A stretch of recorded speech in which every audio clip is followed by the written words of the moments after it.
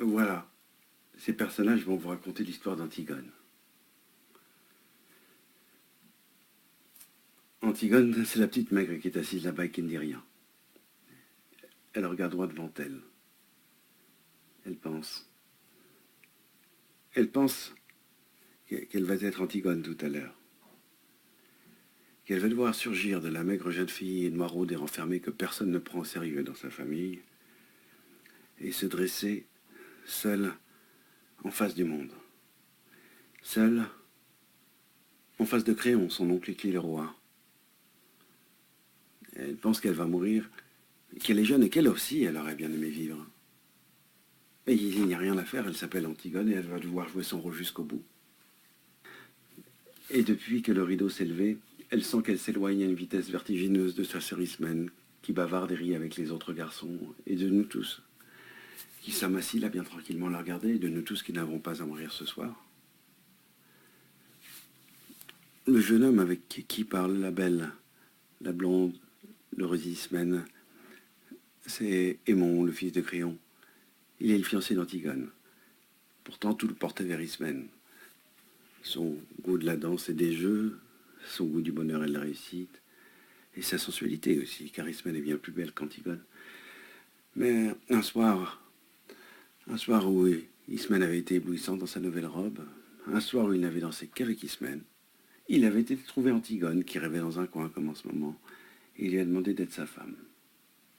Antigone a levé sans étonnement ses yeux graves sur lui, et elle a dit oui, avec un petit sourire triste.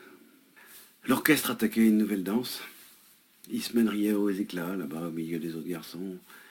Et voilà, lui, il allait être le mari d'Antigone. Et il ne savait pas qu'il ne devait jamais y avoir de mari d'Antigone sur cette terre, et que ce titre princier lui donnait uniquement le droit de mourir. Cet homme robuste aux cheveux blancs, qui médite là-bas près de son page, c'est Créon, c'est le roi. Il a des rides, il est fatigué, il joue au jeu difficile de conduire les hommes. Autrefois, quand il n'était que le premier personnage de la cour, il aimait la musique, les belles reliures, les flâneries chez les petits antiquaires.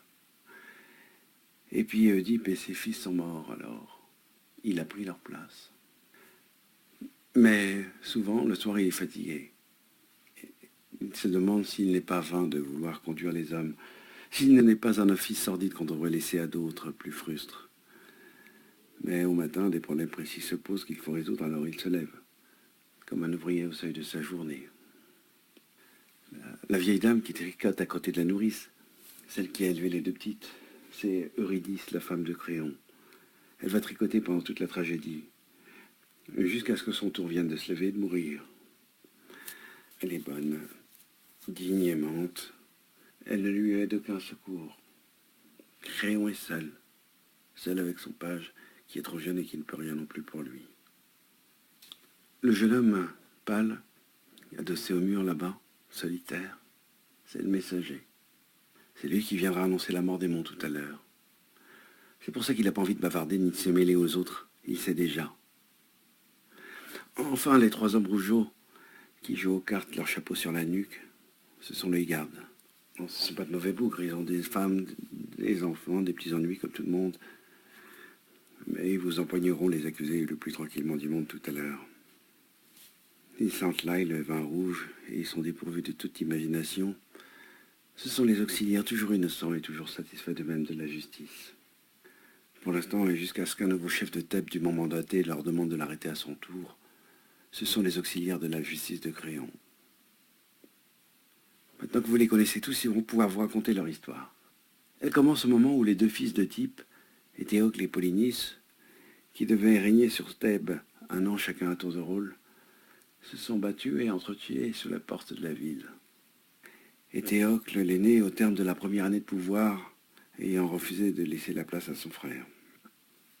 7 grands princes étrangers que Polynice avait gagnés à sa cause ont été défaits devant les 7 portes de Thèbes. Maintenant, la ville est sauvée, les 2 frères ennemis sont morts, et Créon le roi a décidé qu'à Éthéocle, le bon frère, il serait fait d'imposantes funérailles, Tandis que Polynice, le vaurien, le révolté, le voyou, serait laissé sans sépulture, la proie des vautours et des chacals. Quiconque osera lui porter les devoirs funèbres sera impitoyablement puni de mort.